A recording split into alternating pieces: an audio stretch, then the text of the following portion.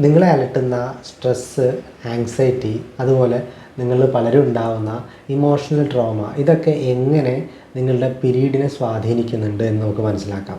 തീർച്ചയായിട്ടും ഇതൊരു വലിയ പ്രശ്നം തന്നെയാണ്. ഇപ്പോഴത്തെ കാലഘട്ടത്തിൽ പലരും സമീപിക്കുന്നത് പീരീഡ്സ് ഇറഗുലറായിട്ട്, അതുപോലെ ചില ആളുകളിൽ പീരീഡ് ഒരുപാട് ലേറ്റായിട്ടാണ് വരുന്നത്. ചില ആളുകൾക്ക് പീരീഡ് മിസ്ഡായിട്ട് വരാറില്ല.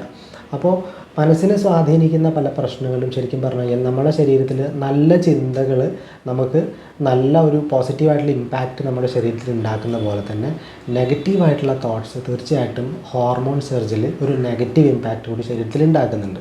അതുകൊണ്ട് തന്നെ നമ്മളുടെ നെഗറ്റീവായിട്ടുള്ള തോട്ട്സ് ലൈക്ക് ഈ സ്ട്രെസ്സ് പോലുള്ള പ്രശ്നങ്ങൾ വരുന്ന സമയത്ത് അത് നമ്മളുടെ ഒരു സ്ട്രെസ് ഹോർമോൺസ് ലൈക്ക് കോർട്ടിസോളൊക്കെ ശരീരത്തിൽ ഒരുപാട് കൂടുതലായിട്ട് വരും. അങ്ങനെ പ്രൊജസ്ട്രോൺ, ഈസ്ട്രജൻ പോലെയുള്ള ആ ഒരു റീപ്രൊഡക്റ്റീവ് ഹോർമോൺസ് ശരിക്കും അതിൻ്റെ പ്രൊഡക്ഷനെ ശരിക്കും അത് ബാധിക്കുന്നുണ്ട്. അപ്പോൾ അങ്ങനെ സംഭവിക്കുന്ന സമയത്ത് ഓവുലേഷൻ ചിലപ്പോൾ നടക്കില്ല.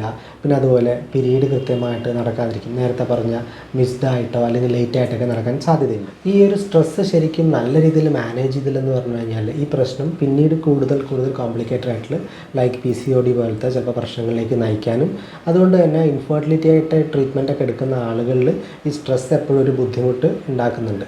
ഇതിനെ മാനേജ് ചെയ്യാൻ വേണ്ടിയിട്ട് ശരിക്കും stress management techniques like meditation പോലെയുള്ള കാര്യങ്ങൾ നിങ്ങൾക്ക് ചെയ്യാം, അല്ലെങ്കിൽ ബ്രീത്തിങ് എക്സസൈസ് ചെയ്യാം. പിന്നെ അതുപോലെ ഫുഡിൽ ശരിക്കും ഒരു നല്ലൊരു ഡയറ്റ്, നല്ലൊരു മാനേജ്മെൻറ്റ് ശരിക്കും നിങ്ങൾക്ക് ചെയ്യാം. പിന്നെ അതുപോലെ ഒരു മൈൽഡായിട്ടുള്ള എക്സസൈസൊക്കെ നിങ്ങളുടെ സൗകര്യത്തിനനുസരിച്ചിട്ട് നിങ്ങളുടെ സാഹചര്യത്തിനനുസരിച്ചുള്ള വ്യായാമങ്ങൾ നിങ്ങൾക്ക് പരിശീലിക്കാം.